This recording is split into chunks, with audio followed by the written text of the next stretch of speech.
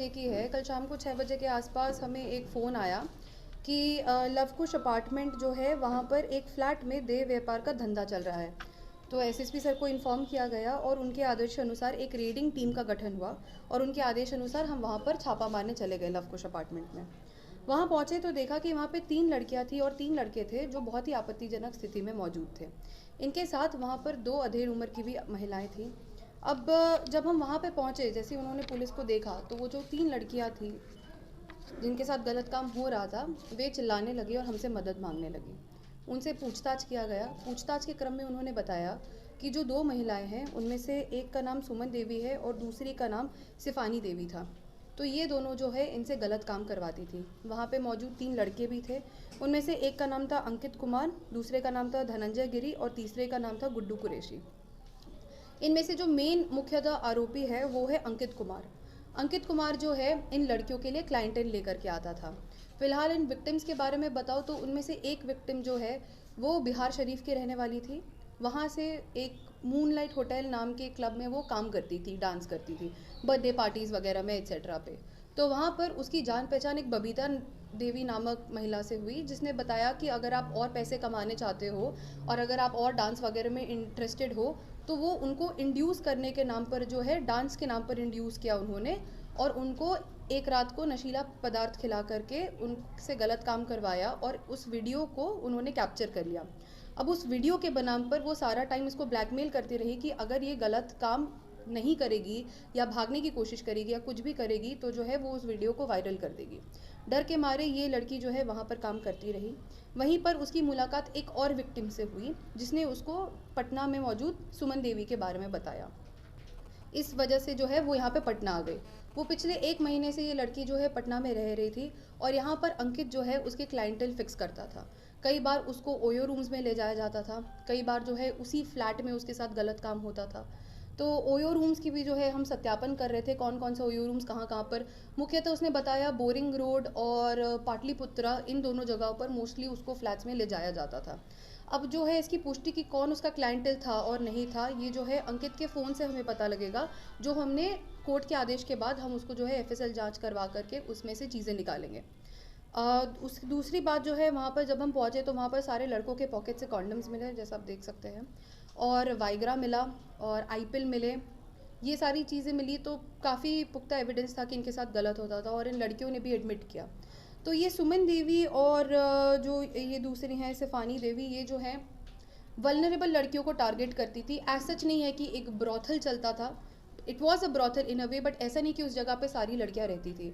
तो ये vulnerable ladies रहती थी जो बहुत बहुत ही, जिनके पास पैसे का सोर्स नहीं होता था या जिनके पास इस तरह की चीज़ें नहीं होती थी, उनको क्विक मनी के लिए जो है ये लड़कियां सुमन देवी और ये जो है उनको प्रलोभन देते थे।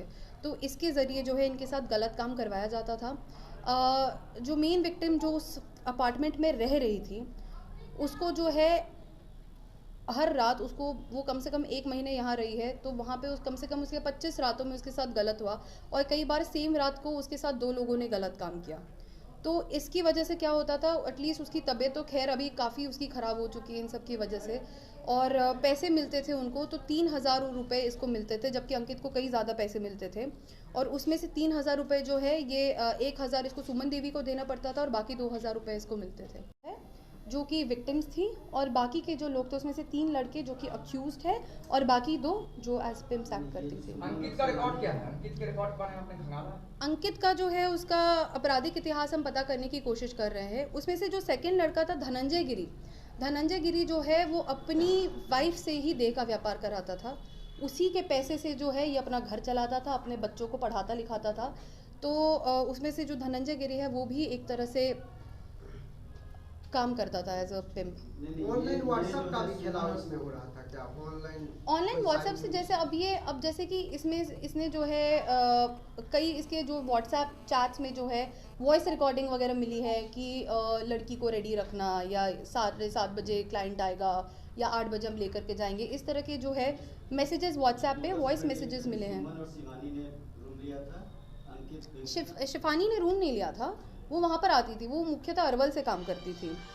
और जो है इस रूम जो है वो सुमन देवी का रहा है इसमें। मैम वो जो बिहार शरीफ का जो स्टार्टिंग से जो हुआ था वो क्या था, वो जो महिला जो थी जिनके कंसल्ट में आई थी, बबीता जो महिला आई थी जो ये काम करवाती थी उनसे। हाँ, अब एक रात में इतना ही हो पाया। कितना दिनों से काम करवा रही थी इस धंधा में, कितना दिन से संलिप्त सुमन देवी, अब जैसे कि सुमन देवी काफ़ी टाइम से करवा रही थी।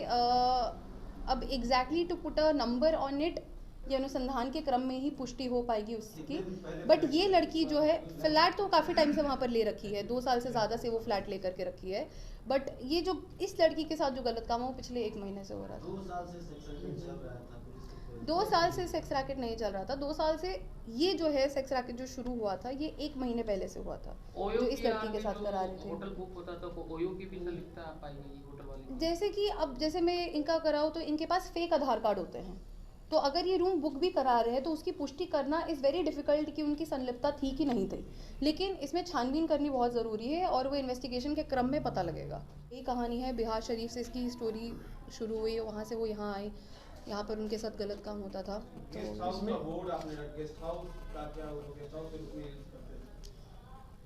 कौन सा गेस्ट हाउस? गेस्ट हाउस ये जो है ये सारे जो है हमें उनके यहाँ अंकित के पास से मिले हैं, अंकित का सामान था ये, तो उसमें से जो है इनका सत्यापन करना बहुत ज़रूरी है, कौन से गेस्ट हाउस में लेकर जाया जाता था, किस तरीके से।